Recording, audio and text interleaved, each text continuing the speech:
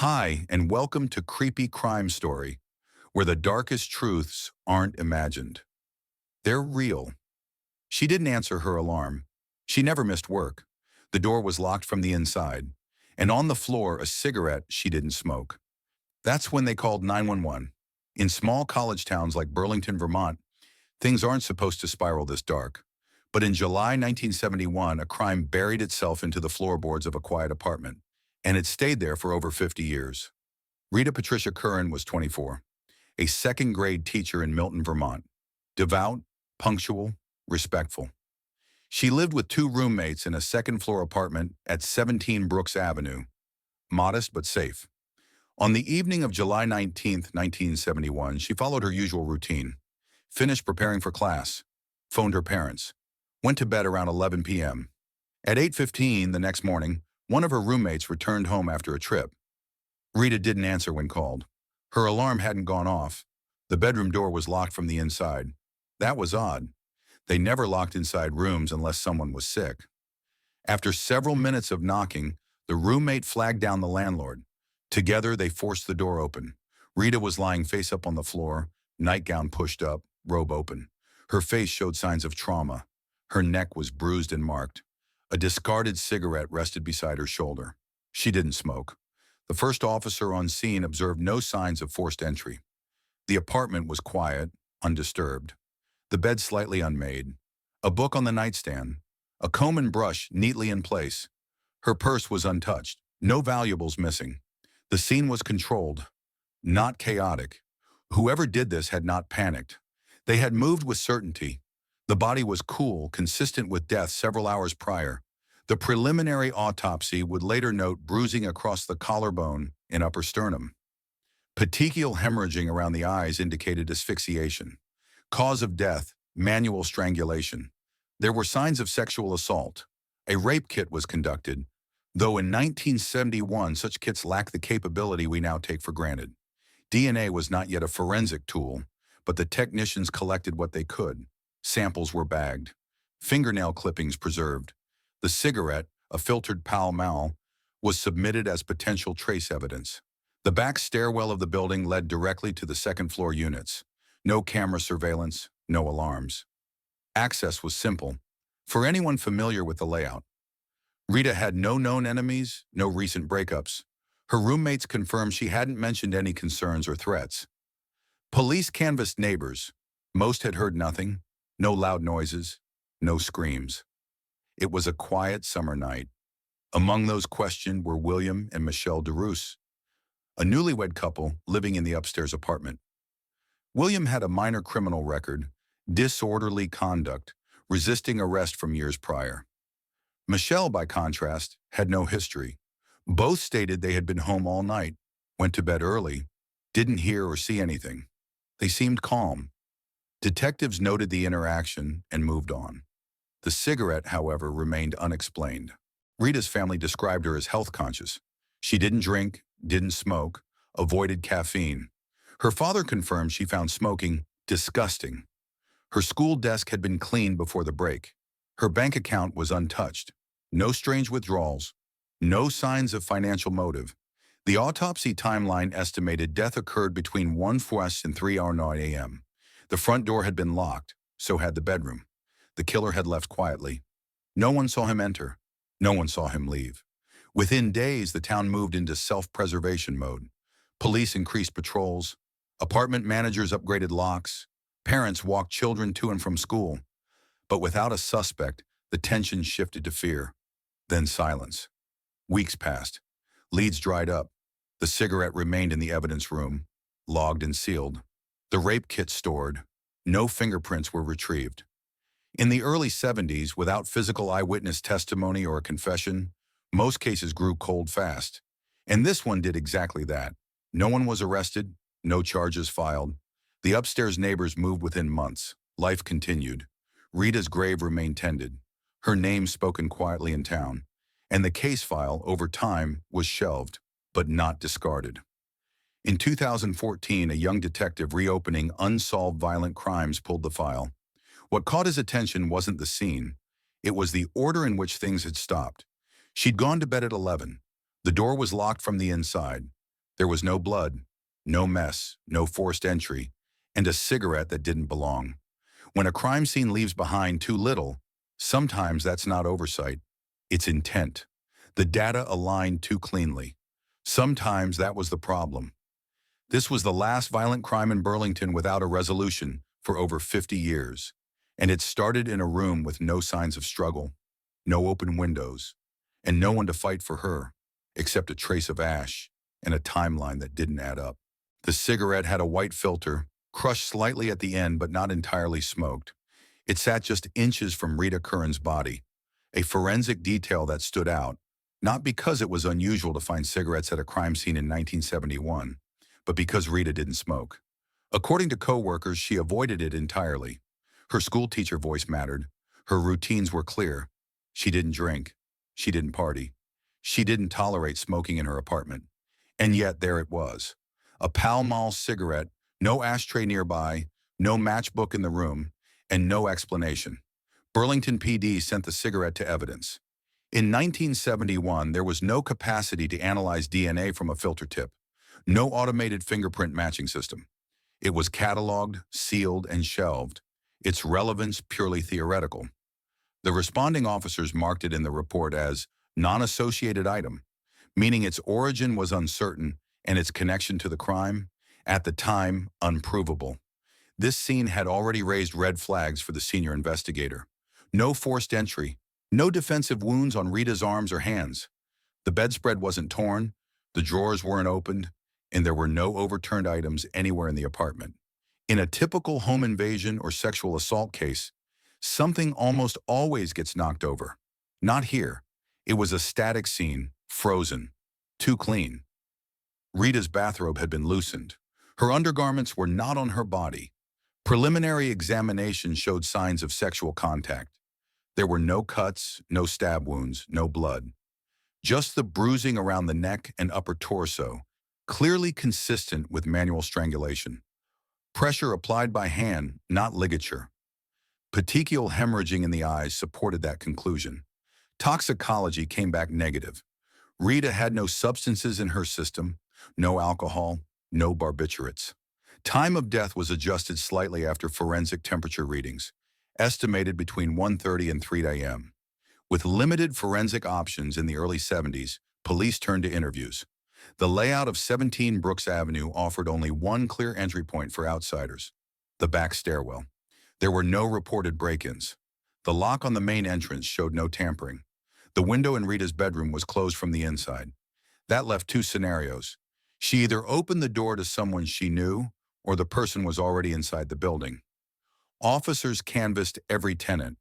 The ground floor resident was an older woman. She reported hearing nothing unusual. The side neighbor wasn't home that night, visiting family in Massachusetts. And directly above Rita lived William and Michelle Daruse, newly married, recently moved in. William, 31, had a minor criminal record. In 1967, he'd been arrested for assault and resisting an officer in a bar fight in New York. Nothing recent. His wife Michelle had no record. When interviewed, they both said the same thing. They had stayed home that night, gone to bed by 11, and had no idea anything had occurred until the next morning. Their account didn't raise suspicion, at least not immediately. Their apartment showed nothing unusual. Officers noted that William seemed calm, cooperative. His alibi, backed by his wife, was accepted. With no physical evidence linking him or anyone else to the crime, the investigation moved outward. Flyers were posted. Tips came in from nearby towns. All dead ends. One anonymous caller claimed he'd seen a man lurking in a nearby alley that night. No description, no timeline, and no follow-up. Another woman called in to ask if the case might be linked to Ted Bundy, who had recently been in New England. At the time, police dismissed it. Bundy had no verified travel to Vermont, and no evidence suggested a serial pattern. Still, the lack of forced entry and absence of struggle suggested something methodical, perhaps premeditated. It wasn't just the act itself that disturbed investigators. It was the silence around it. In towns like Burlington, murders aren't just crimes. They rupture the assumed safety of daily life. They turn routines into vulnerabilities. At this point, the investigation team flagged two items as anomalous: the cigarette and the locked door. The lock on Rita's bedroom wasn't complex, a basic turn latch from the inside. The only way to engage it was from inside the room. So how had the perpetrator exited? A working theory emerged. The killer strangled Rita, placed her on the floor, and exited the room before locking the door behind him, possibly with a thin tool or by manipulating the lock through the gap in the jamb. But nothing at the scene confirmed it. The cigarette remained their only tangible lead. It didn't belong to Rita. None of her friends or family recognized the brand. She hadn't had visitors. She wasn't dating anyone. The building was quiet, but somewhere in the chain of events, someone lit that cigarette, entered her room, and left her dead. It was collected, sealed in paper, and stored in a drawer marked with her case number. Then the case went cold. The department moved on.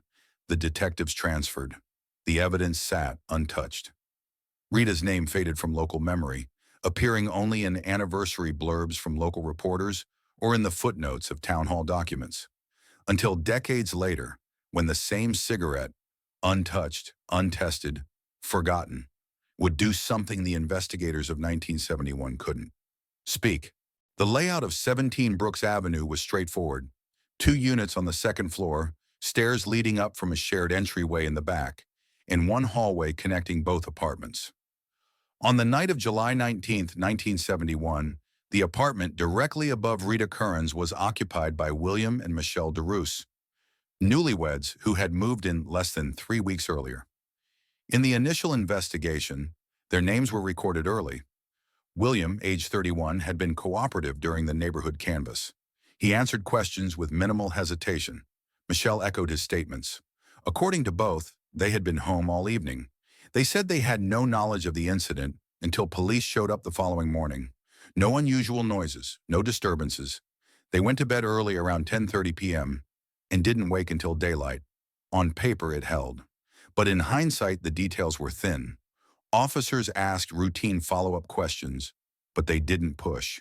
There was no legal basis to dig further. The only red flag in William's background, a prior arrest in New York for disorderly conduct and resisting arrest, wasn't enough to elevate suspicion at the time. Without physical evidence, without probable cause, they had no reason to stay on him. In 1971, with no DNA testing, no digital trace, no surveillance footage, suspicion alone didn't get very far. Still, investigators documented what little they had. William Daruse had no fixed employment. He worked odd jobs in the area, mostly under-the-table labor.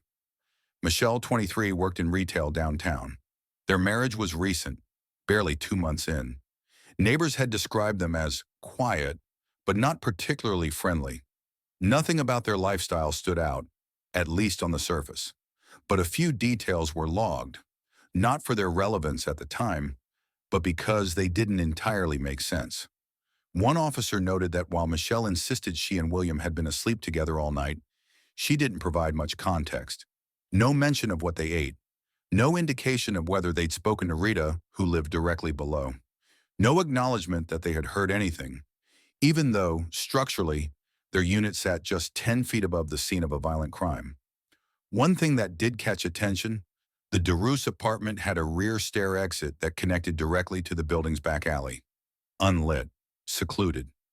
That exit wasn't mentioned in their statement, nor was it confirmed by any other resident. Later investigators would point to that omission not as a lie, but as a tactical deflection, saying less so nothing could be disproven. Still, none of it mattered then.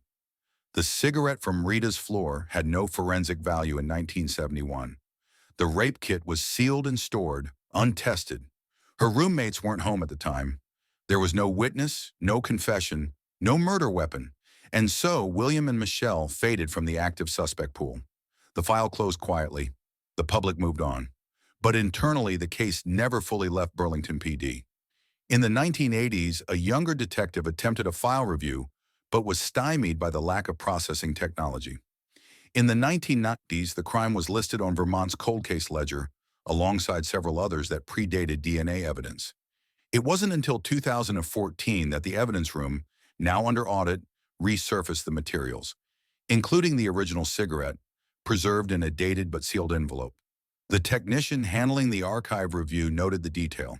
a filtered Pall Mall cigarette retrieved from the victim's left side, logged as unassociated but tagged for latent prints.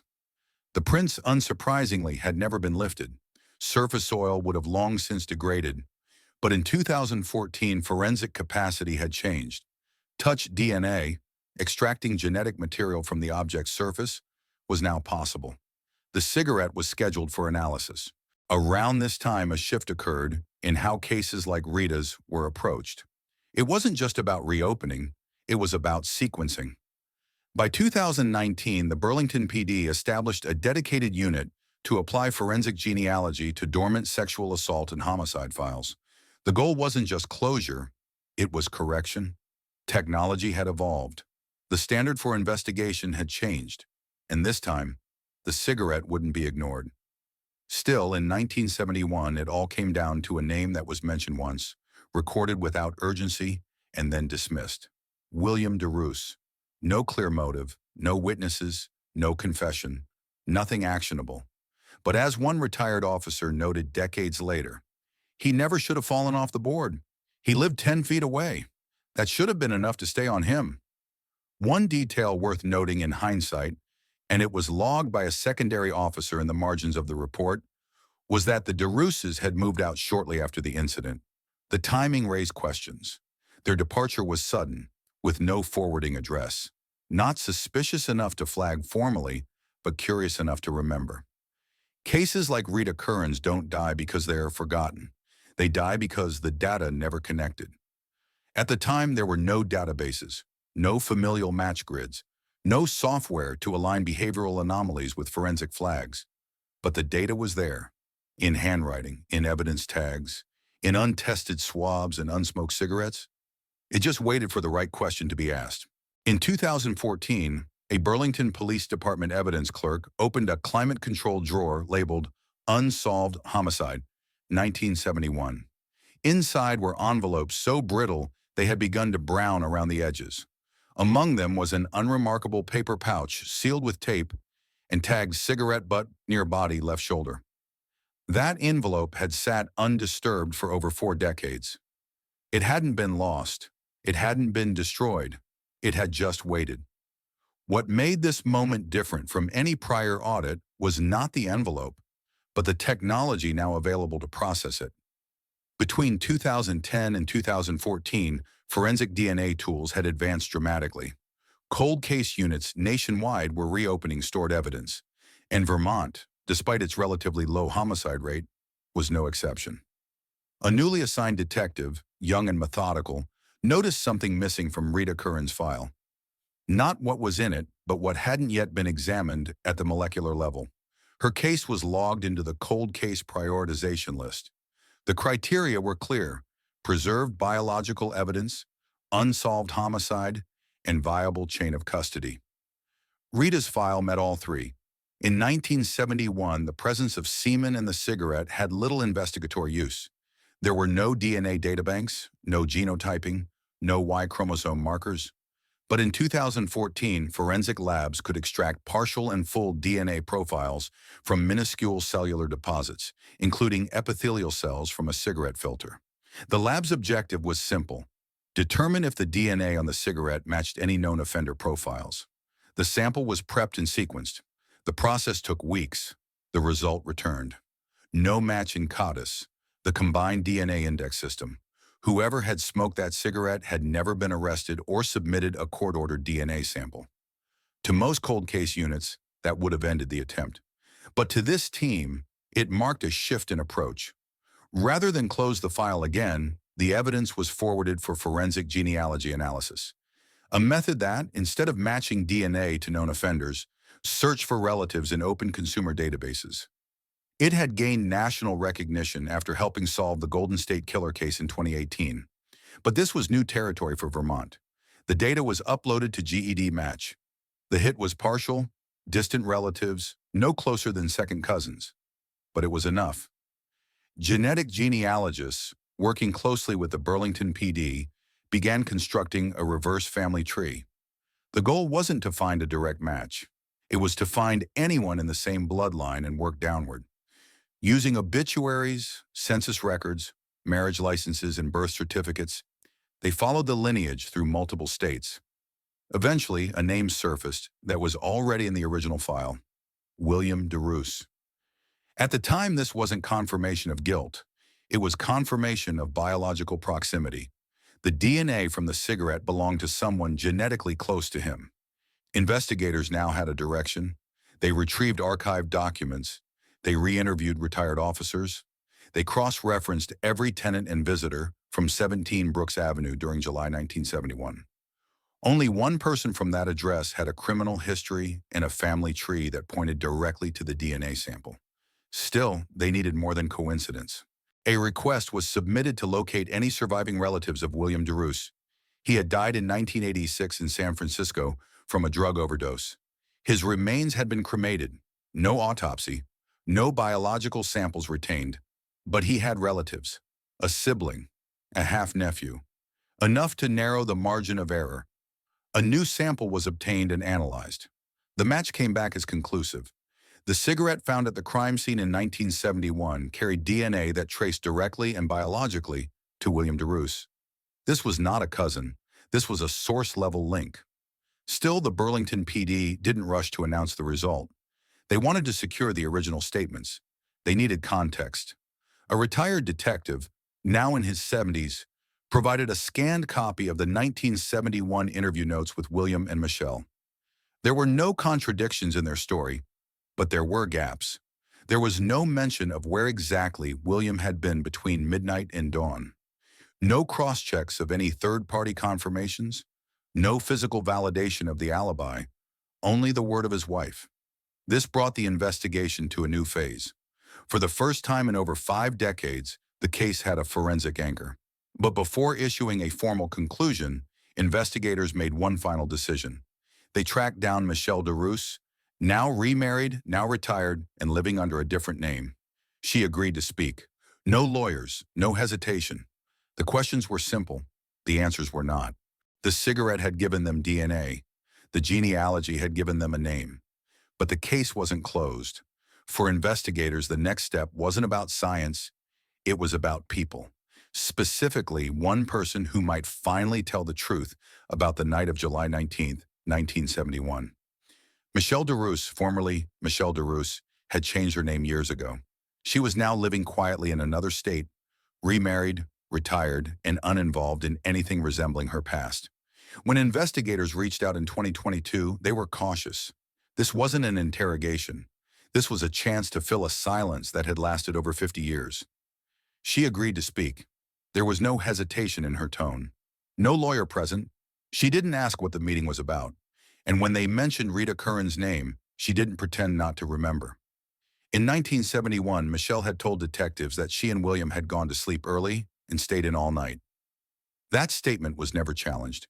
It was the only thing tying William to an alibi. Now she admitted that wasn't true. That night, according to Michelle, she and William had argued. He left the apartment to cool off and didn't come back for several hours. She had gone to sleep. When he returned, he was silent, calm. He didn't explain where he'd gone. She didn't ask. The next morning, the building was surrounded by police. Word spread fast. A woman had been found dead in the unit below. William told her to say he'd been home all night. She did. When investigators asked why, she said simply, "Because I was afraid." Michelle's original statement had been the only thing shielding William from scrutiny. No physical evidence had contradicted it at the time. No neighbor saw him leave. No one questioned it deeply. And the officers in 1971, working within the limits of the tools they had, moved on. But now, with her revised statement and the DNA from the cigarette linked to William through genetic genealogy, the pieces locked into place. Her admission wasn't just emotionally significant. It removed the only alibi William ever had. Investigators then revisited William's timeline. His criminal record was minor, but it painted a consistent behavioral pattern: aggression under stress, short temper, unpredictability. After leaving Vermont, he had drifted west, eventually dying in San Francisco in 1986 from a drug overdose. There were no arrest records beyond the 1970s, no confessions, no reports tying him to other crimes.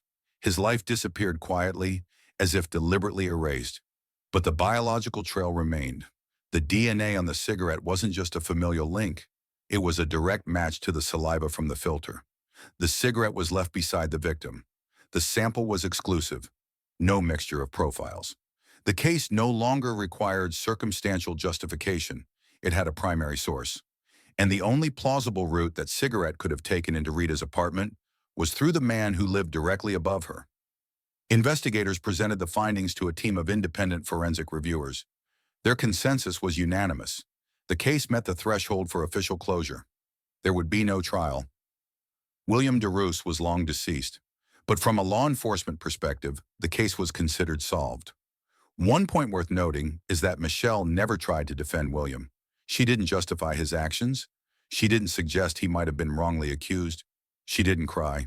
She answered questions. She acknowledged what she'd done, and when asked how long she had carried the truth, she paused, then said, "Since the morning I lied." There are crimes that fade, others that echo. This one had done both, until a single thread of DNA unraveled the silence. After the current homicide faded from local headlines, William Daruse quietly disappeared from Vermont. There was no public statement, no arrest, no official suspicion at the time. But just weeks after Rita's murder, William left the state altogether.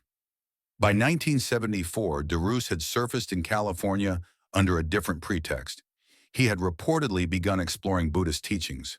Over the next year, he made arrangements to travel to Thailand, where he joined a monastery. Documentation later confirmed that he spent a period of time in a remote Thai province affiliated with a Western outreach temple. His role there was minor, temporary novice status. He shaved his head, wore the robes, followed the precepts, but his background had not been vetted. No criminal checks were conducted, and he had no outstanding warrants. To the community around him, he was just another transient Westerner on a spiritual break from American life. What stood out when investigators revisited this period decades later was how brief and self-contained it was.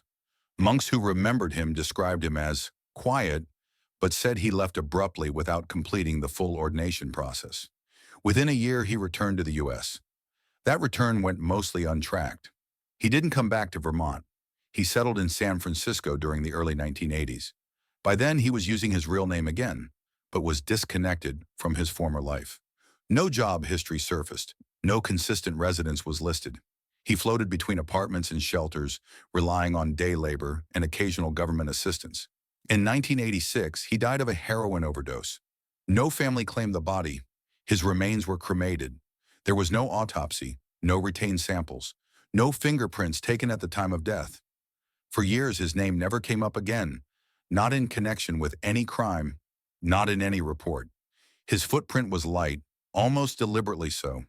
The only reason he reappeared in any record was because of DNA, left behind on a cigarette filter decades earlier, sealed in evidence, forgotten until technology caught up.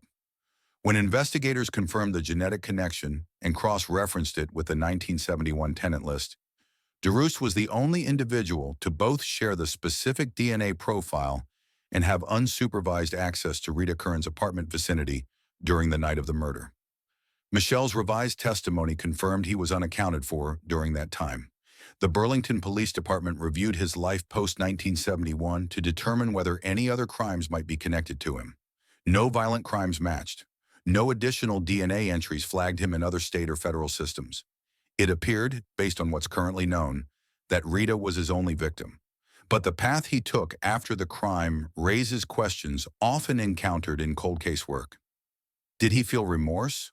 Or was the move to Thailand a calculated pivot, not of conscience, but of concealment? There's no document that answers that. From a forensic standpoint, the case was closed. Biological evidence at the scene, no conflicting profiles, a discarded cigarette filtered for DNA, and an alibi retracted. Every evidentiary standard had been met. But from a human perspective, this chapter serves as a reminder. Predators don't always flee in panic. Sometimes they vanish in plain sight, under robes, in cities, behind silence. And sometimes they never leave a second trace.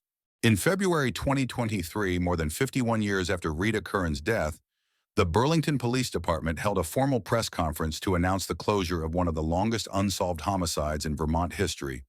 The tone was measured, The findings were direct, no dramatics.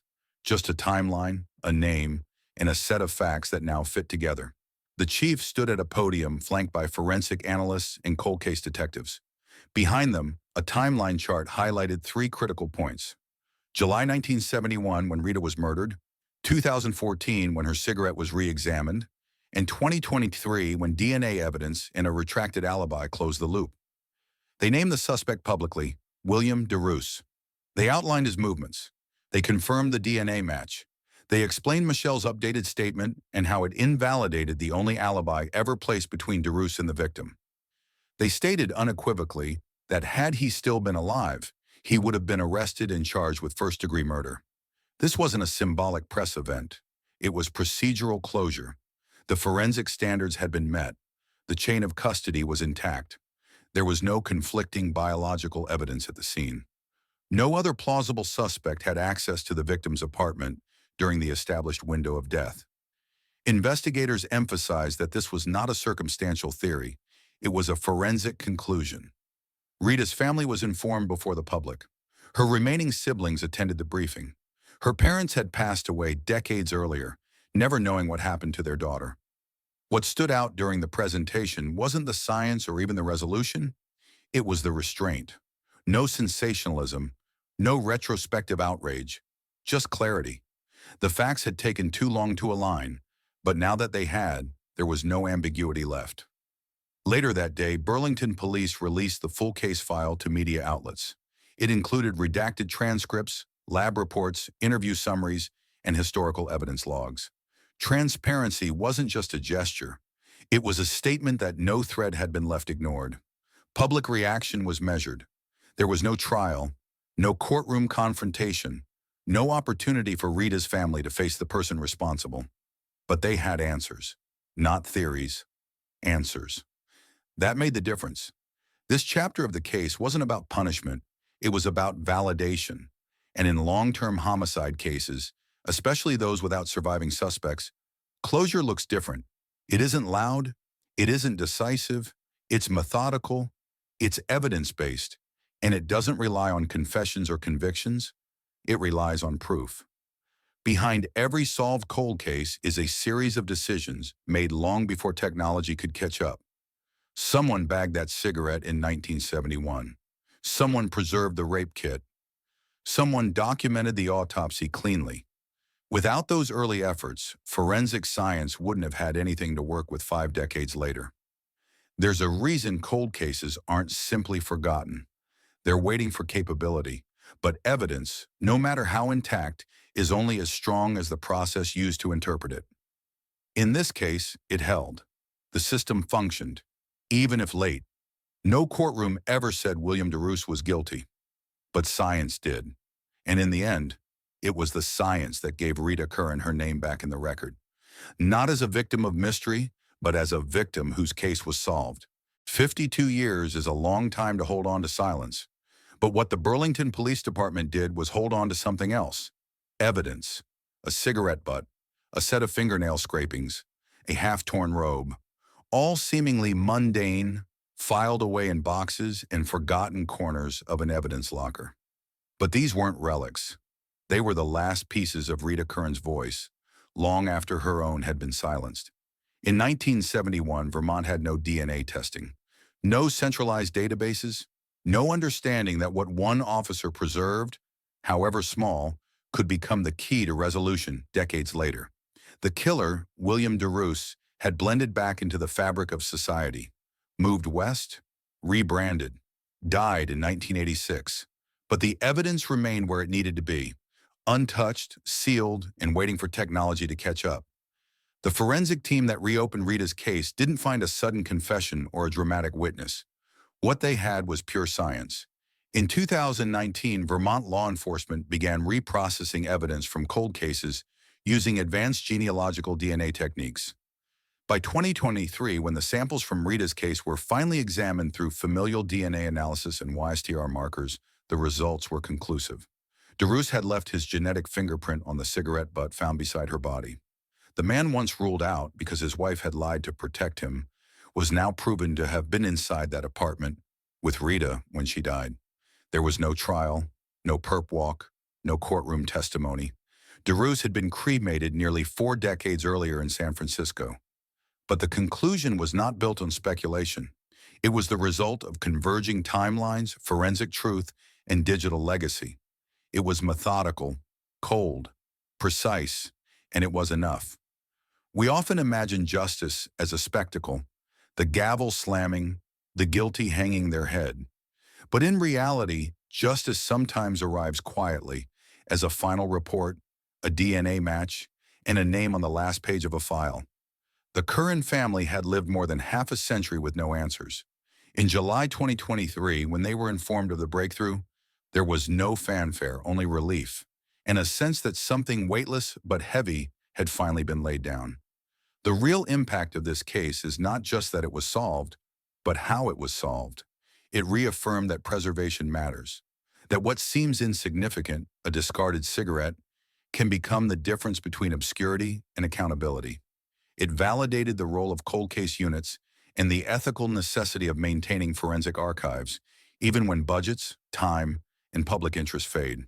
It also exposed how easily violence can be buried with its perpetrator. Daruse had escaped trial not by cunning, but by time. His former wife admitted years later that she lied to police the night of the murder. Her perjury wasn't born from malice, it was fear, and that fear gave him cover.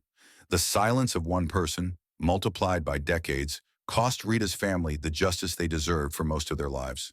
But forensic truth is not bound by lifespans, and accountability, even posthumously, has weight. In closing this chapter, it's worth stating plainly, Rita Curran did not vanish into history. Her case remained documented and dormant until people refused to let it stay cold. That decision, the conscious act to keep rather than discard, is what turned the tide. It's a reminder that justice doesn't expire. It doesn't forget. It only waits for us to catch up. For the investigators, this case reinforced the belief that no case is too old if it was handled right the first time. For other families still living in uncertainty, it offers more than hope. It offers a blueprint. Rita was 24 years old when her life was taken. She had dreams, a voice, a job she loved, and friends who remembered her as meticulous, kind, and deeply committed to her students. She wasn't just a headline or a forensic file. She was someone who mattered.